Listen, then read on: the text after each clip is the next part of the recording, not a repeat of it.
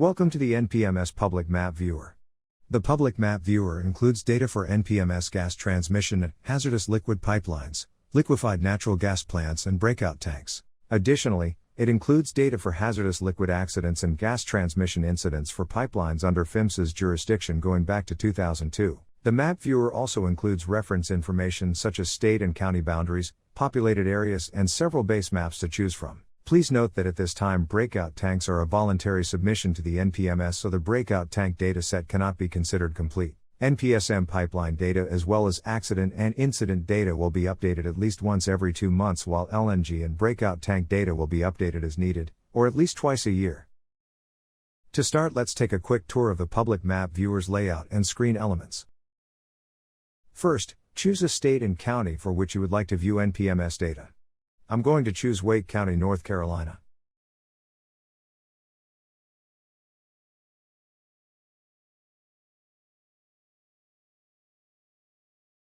Now that the map displays Wake County on the information bar along the bottom of the page, you first see a progress indicator. This tells you that the map is ready, or if information is still loading. Next, you see the map scale and zoom level. Remember that pipeline, LNG plants and breakout tank data will not be visible if you are zoomed in at a scale closer than 1 to 24,000, or zoom level 14.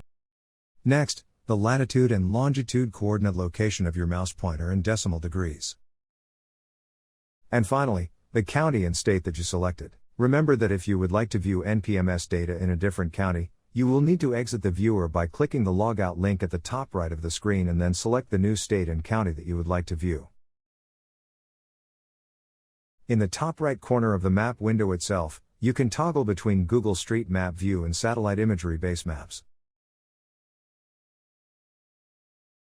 At the lower left corner of the map window, you will find the map scale bar showing both miles and kilometers.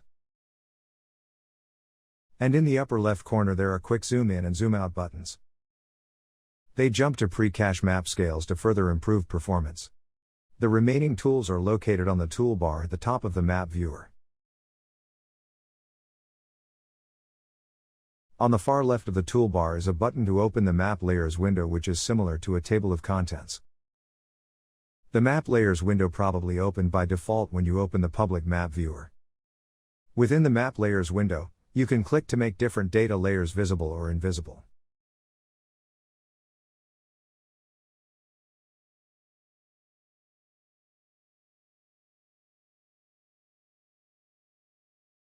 Next is the Query Tools menu. The remaining tools on the toolbar focus on map navigation, measuring distances, printing maps, and identifying specific information about the NPMS data on the map. You can use the pan button, which looks like a hand, to drag or move the map without changing the scale. After selecting the traditional zoom in or zoom out button, you can click and drag on the map to create a box to zoom in on a focused area.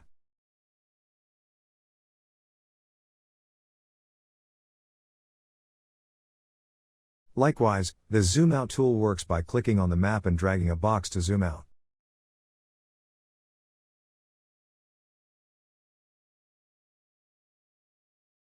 Next, the tools with images of magnifying glasses with forward and backward arrows next to them are used to zoom forward or backward to previous extents. The Zoom to Extent tool will zoom you to the original extent when you open the Public Map Viewer for a specific county. It's a good way to reset your extent after you zoomed around the map. The Measure Distance tool is used to measure distances across the map. First, let me use the Zoom tool to zoom to the location of a gas transmission incident which I would like to measure.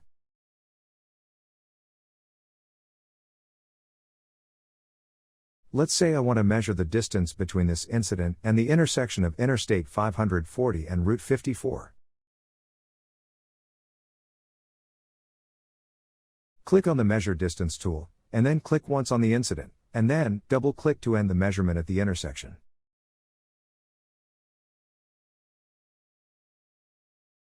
Or, perform a series of single clicks along a curved route, ending with a double-click to complete the measurement.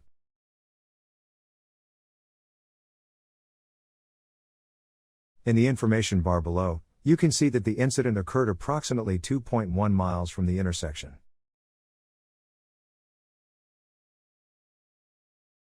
The Clear Graphics tool, which looks like a small broom, clears out any graphics you have added to the map, such as measuring lines. The Print tool will create a printable PDF map of the current extent displayed on your screen. Only layers currently selected in the Map Layers window will be displayed on your map. So, remember to turn on all the layers you're interested in. The Identify tool allows you to gather further information about specific features within each NPMS data layer. First, I'm going to turn off the base map to improve visibility of the NPMS data layers. And then I'm going to turn on the county boundaries and labels as a point of reference.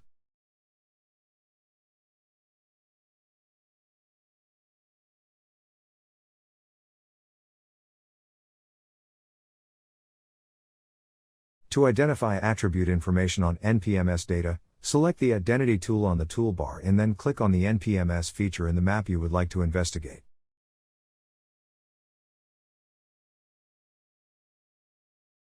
Once you choose to identify a feature, you must then indicate which layer contains the feature you are trying to identify.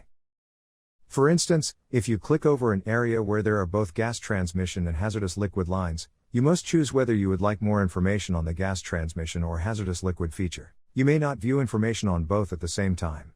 So, I'll choose gas transmission pipelines, since that's what I've clicked on.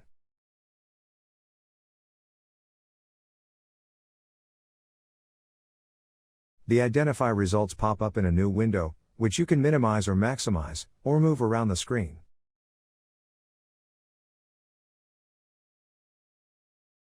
You can also see that the pipeline I've identified is now highlighted yellow on the map. The top of the box indicates, one pipeline record was found at this location. If there were more, I could click on this arrow, and cycle through each one to see its attributes. And also, to see it highlighted on the map.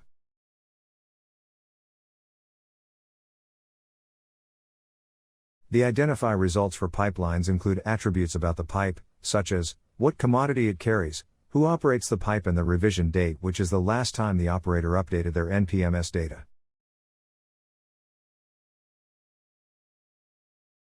Please note that gas and LNG plant operators are required to update the NPMS once a year by March 15, and liquid operators by June 15. Also, keep in mind that submissions to the NPMS always reflect assets as of December 31 of the previous year. Scrolling to the bottom of the pipeline attribute window, you can see general contact information for the pipeline operator.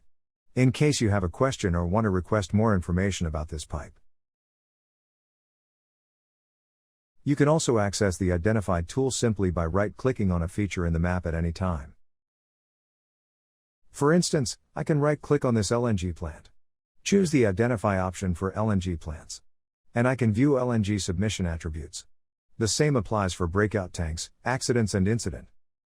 If you have any questions, you can email us at npms@dot.gov.